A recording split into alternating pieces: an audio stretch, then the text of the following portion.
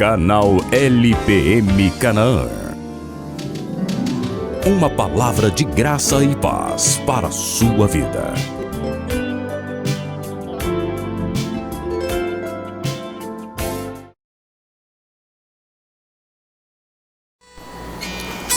Bom dia! Entusiasmado mais uma vez aqui, nós estamos aqui para trazer a mensagem de Deus. E hoje a mensagem é especial, a mensagem da graça é simples. O seu coração está aberto hoje para receber a palavra de Deus? Aleluia! Vamos orar então e pedir a presença do Espírito Santo. Eu sou o pastor Adenelson Botelho, nós estamos com o Ministério Luz para o Mundo, aqui em Canaã dos Carajás. Somos filiados ao Ministério Vinha Internacional. Estamos em mais de 40 países ao redor do mundo. E eu te convido a ver o nosso YouTube, LPM Canaã, e também o pastor Aloysio Silva, tá? Tem muitas transmissões, muita mensagem poderosa. E eu quero orar por você no final. Então fica comigo, é rápido, tá bom? Eu peço a você que me ajude, seja humilde e dê o seu like, isso é interessante, né? Mande esse link para o maior número de pessoas, divulgue a palavra de Deus e se inscreva no canal. Isso faz parte também, porque todo dia, toda quarta-feira eu estou gravando mensagem, toda semana eu vou falar assim, estou gravando mensagem e você vai receber sempre mensagem de edificação, de paz, mensagem que realmente fala de Jesus Cristo. Vamos orar ao Senhor? Espírito Santo de Deus, nós pedimos a Tua presença é eficaz nesse lugar. E nós te agradecemos. Sem a Tua presença aqui não tem como. Precisamos da revelação da palavra, tanto para quem está vendo e ouvindo agora, como para mim também. Não me sinto douto para isso, mas eu sei que o Senhor pode fazer. Então, ministra sobre as nossas vidas em nome de Jesus. Amém. Eu quero que você comece a confessar junto comigo. A palavra de Deus diz que Tiago falou, eu criei, por isso falei. Então há uma necessidade de nós confessarmos a palavra. Então, fala comigo agora, repete comigo. Fala, eu creio que a palavra de Deus é viva e eficaz. Ela tem poder para transformar a minha vida. Por isso, hoje, eu abro o meu coração para receber a boa palavra de Deus em o nome de Jesus. Amém? É preciso que haja a palavra fluindo e ouvidos que ouçam. É preciso que haja ouvidos ungidos que tenham a revelação, luz do céu. Nós não queremos apenas entendimento natural, nós queremos luz do céu, revelação viva da palavra. E nós vamos começar estudando, né? Hoje, na realidade, mais uma vez, estamos estudando a palavra. É Gálatas 5, do 1 ao 3.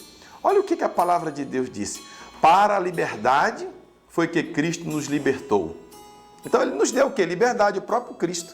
Permanecei, pois, firmes. Olha, poderoso. E não vos submetais, de novo, a jugo de escravidão. Eu, Paulo, vos digo que se vos deixardes circuncidar, Cristo de nada vos aproveitará.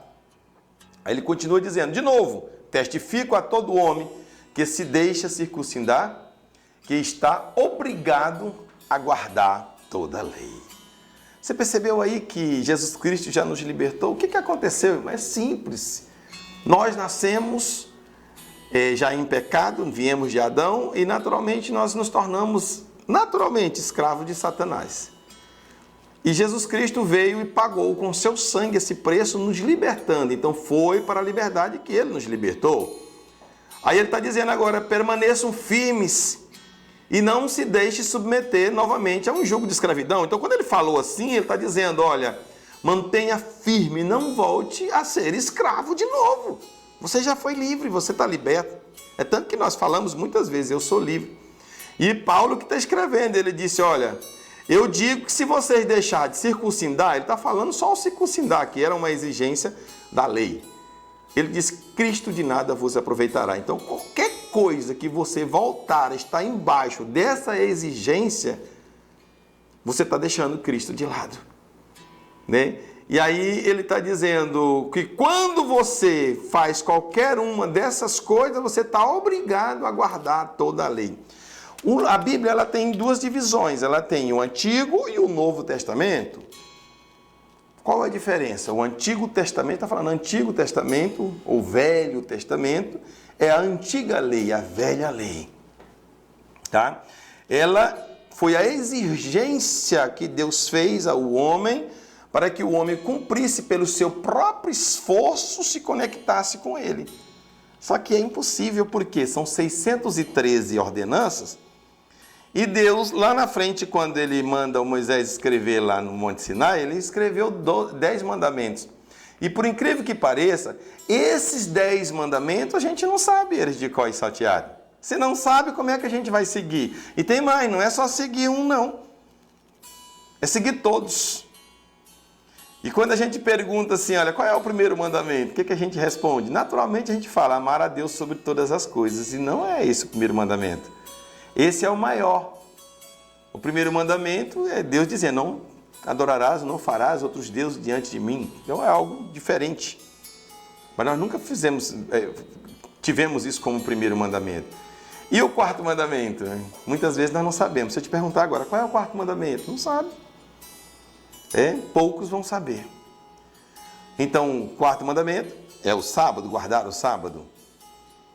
Ah, pastor, mas está lá, é mandamento, justamente. Era para o homem procurar seguir. Só que ele tem que seguir à risca. O que o Paulo acabou de falar? Se você faz uma coisa, vamos dar um exemplo agora. Você guarda o sábado, maravilha. Mas e os outros? Que você agora é obrigado a guardar todos os outros, porque você está tentando se relacionar com Deus baseado na lei. Você viu que é um jugo de escravidão? Tá? Então, existem esses dois sistemas, o da lei e o da graça.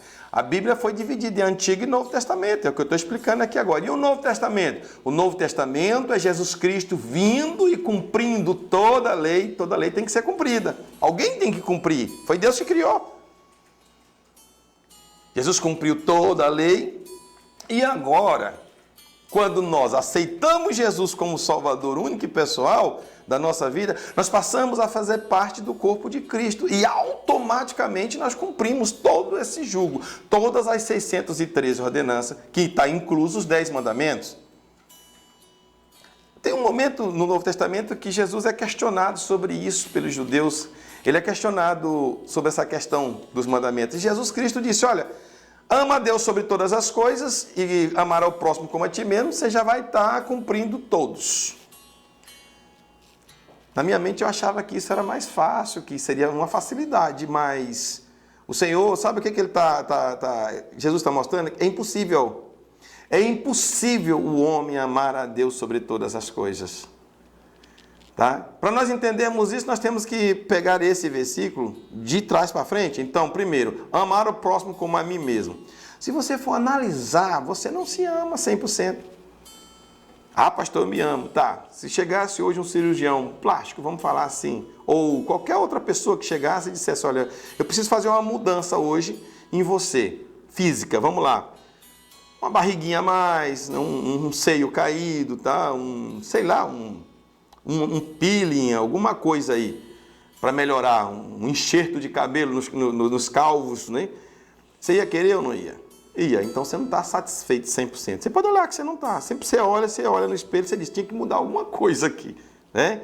Aí ele está dizendo, amar ao próximo como a ti mesmo. Amar alguém que realmente é gente boa, que conversa bem, que trata a gente bem, que é educado, é uma coisa. Agora, amar o cara que estuprou a irmã da gente, alguém que matou um dos nossos a sangue frio, alguém que roubou tudo que você tinha juntado, alguém que te persegue, alguém que fala mal de você. É fácil isso? Aí ele está dizendo na Bíblia que se você não consegue amar ao próximo, que você vê, que você tem contato com ele, como é que você vai amar a Deus, que ele é espírito, você não vê? Você viu? Então escute, a lei é um sistema fechado. Você não pode fazer o que convém, você não pode fazer qualquer coisa, é fechado. É o que está mandando lá. Você não pode fazer o que convém e deixar de lado o que não convém. Ou você faz tudo, ou não faz. Não pode escolher simplesmente o que eu vou fazer e o que eu não vou, não. Na lei é proibido, por exemplo, comer camarão, ostra, carne de porco. Tem que guardar literalmente o sábado, não é verdade? Olha, só para você ver. Lá em Israel tem eles guardam muito o sábado. Eu não estou falando mal de quem faz isso, escute. Cada um na sua fé, no seu quadrado, cada um no seu quadrado. Mas eu quero dizer da exigência agora. Existe um elevador chamado elevador do sábado. Ei, no sábado não se pode fazer nada. Nem apertar o dedo no botão de um elevador para escolher o andar que você quer chegar no prédio que você mora. Mas tem um elevador do sábado. Como é que é esse elevador? Vamos supor que no prédio que você está morando tem 50 andares. Ele vai parar de andar e abrir a porta e fechar automaticamente. Então você vai ter que aguentar. Você morar no 45º, é 45 vezes que ele vai abrir para você e fechar. Você já parou para pensar nisso? E se você estiver apressado, hein? Então nem apertar o dedo no botão. Agora eu quero fazer uma pergunta para você que guarda o sábado hoje. Celular, você pega no celular no sábado? Ah, pega? Não pode não. Tá? Não pode ver o WhatsApp, não pode ver Instagram, não pode fazer nada. Mas se não pode apertar o dedo no botão de um elevador, o que é que você pode fazer mais, irmão? Ah, pastor, mas o jeito que eu guardo o sábado, você não pode escolher, tem que fazer do jeito que foi exigido, é para não fazer nada. Tá? Para não fazer nada. Mas escute, o que aconteceu para mudar essa história todinha? Nós, praticamente, ninguém examina o livro de Levítico para saber o que deve ou não fazer. Lá está escrito, por exemplo, que uma mulher menstruada ela não pode ir ao culto. E onde ela sentar, lá está escrito também que quem sentar vai ficar imundo também, vai ficar impuro. Você sabia isso? Agora a pergunta é, você pratica isso? O Espírito Santo não vai falar para você, não vá ao culto porque você está impura. Ele não fala por quê? Porque você não está mais embaixo desse sistema. Você agora está em outro sistema. Agora está na graça de Deus. Você está livre, está santificado pela presença do Espírito Santo em você. Você pode dizer um amém agora? Então, tem igrejas que ficam tentando cumprir os 10 mandamentos. A igreja em geral não cumpre. Não cumpre, não adianta. Então, se nós não conhecemos um código de 10 leis, como é que nós vamos crescer na presença de Deus? Não é verdade? Aí o que aconteceu? Por que Deus criou isso? Para que o homem sentisse, visse que era impossível relacionar com Deus baseado nessas condutas, nessas normas. É impossível. E havia uma necessidade de um Salvador. É por isso, é o plano da salvação. É por isso que vem Jesus Cristo. Para quê? Jesus Cristo disse, eu não vim abolir a lei, eu não vim mudar a lei, eu vim cumprir. Ele cumpre toda a lei. A Bíblia diz que Jesus Cristo, em todo o seu tempo aqui na terra, não pecou. Então ele não desagradou a Deus em nenhum momento. É tanto que lá no Jordão, quando ele foi se batizar, a Bíblia diz que os céus se abriram sobre Jesus, diz que o Espírito Santo estava se manifestando sobre ele como uma forma corpórea de uma pomba, e diz que Deus bradou do céu e dizendo, este é o meu filho amado em quem eu tenho prazer, em quem eu me comprazo. Então o céu se abriu sobre quem? Sobre Jesus. Quem é o filho que Deus se compraz? Jesus. Quem é que Deus ama? Jesus. Quem é que cumpriu a lei? Jesus. E agora o que eu posso fazer? Eu aceito Jesus como o meu Salvador único e pessoal e passo a fazer parte do corpo de Cristo. A Bíblia diz que ele é o cabeça e a igreja é o corpo de Cristo. Quando eu faço parte do corpo de Cristo, eu já tenho fé. A Bíblia diz que o meu modo de viver agora não é cumprindo mais mandamentos e nem normas. Agora o meu modo de viver é pela fé. Ele até me intitula como justo, porque a Bíblia diz que ele, sem pecado, se fez pecado no nosso lugar para que nós nos tornássemos justiça diante de Deus. Nós nos tornamos justos diante de Deus. Então, nesse momento, nós estamos em Jesus. Então, se o céu está aberto sobre Jesus, está aberto sobre mim. Se o céu hoje ouve Jesus, ouve a mim. Se o Pai ama Jesus, ele ama a mim também. Porque quando ele olha para mim, ele vê Cristo em mim, porque eu faço parte do corpo de Cristo. Você faz parte do corpo de Cristo. Pastor, então por que eu não roubo as pessoas? Por causa dos 10 mandamentos? Não, irmão, porque hoje é ministrado o amor no seu coração. Você não pode amar uma pessoa e roubar ao mesmo tempo. Você não pode amar uma pessoa e fazer mal para ela. Então a vida cristã, ela nunca é uma vida descontrolada. Nós voltamos o nosso coração para o Espírito de Deus. Nós dependemos dele e ele sempre conduz em nós o caráter de Cristo. A Bíblia fala claramente do relacionamento do crente com a lei, uma mensagem clara. Quer ver? 2 Coríntios 11:3. Olha o que o apóstolo Paulo disse. Mas receio que assim como a serpente enganou a Eva com a sua astúcia, assim também seja corrompida a vossa mente e se aparte da simplicidade e pureza devidas a Cristo. Aqui está a sua relação com a lei definida. Tá? Irmão, você é morto à lei. Se você tenta se relacionar com Cristo, aí o que o apóstolo Paulo está dizendo? Eu temo que vocês sejam enganados, assim como a Eva foi enganada por uma serpente, vocês sejam enganados, achando que vocês têm que se relacionar com Deus baseado num código de conduta. Jesus Cristo veio para te libertar. Você já morreu para a lei. Vou ler mais um só para a gente finalizar, Romanos 7, 4, 6, para mostrar que você já morreu para isso. E eu vou até contar uma história. Assim, meus irmãos, também vós morrestes relativamente à lei. Aí está dizendo como? Por meio do corpo de Cristo. Para pertencerdes a outro, a saber, aquele que ressuscitou dentre os mortos. Você não pertence mais a um jugo de lei, você pertence a Cristo. A fim de que frutifiquemos para Deus. Olha o próximo. Porque quando nós vivíamos segundo a carne, as paixões pecaminosas postas em realce pela lei, esperavam em nossos membros, operava em nossos membros, a fim de frutificarem para a morte. Aí ele continua finalizando aqui. Agora, porém, libertados da lei, tá vendo? Você já foi liberto da lei. Estamos mortos para aquilo a quem estávamos sujeitos. Você já morreu para a lei. Você era sujeito à lei, já morreu. De modo que servimos em novidade de espírito e não na caducidade da letra. Ele chamou de velha, a velha aliança. Quero contar essa história só para você entender isso. Vamos lá. Escute. Quando nós nascemos, nós éramos casados com esse marido chamado Lei. E esse marido chamado Lei, ele é super exigente o tempo inteiro. Exige tudo que seja feito conforme as suas exigências. E tem um detalhe, se você errar alguma coisa, você é penalizado. Ele vem com tudo sobre você, cobrando tudo. Não é assim na lei? Você é bonzinho, faz tudo certinho, o dia que você dá uma errada, é penalizado, sim ou não? Esse marido é difícil de viver com ele, é uma opressão, mas só cobrança o tempo inteiro. Ele nunca te elogia, te cobra o tempo inteiro, exige tudo de você. É um marido lei. Tá? Tudo, você vive o tempo inteiro. Então tem dia que você diz, hoje ele está rindo para mim. Amanhã você diz, hoje ele está de mal comigo, porque eu já falhei. E assim sucessivamente todos os dias.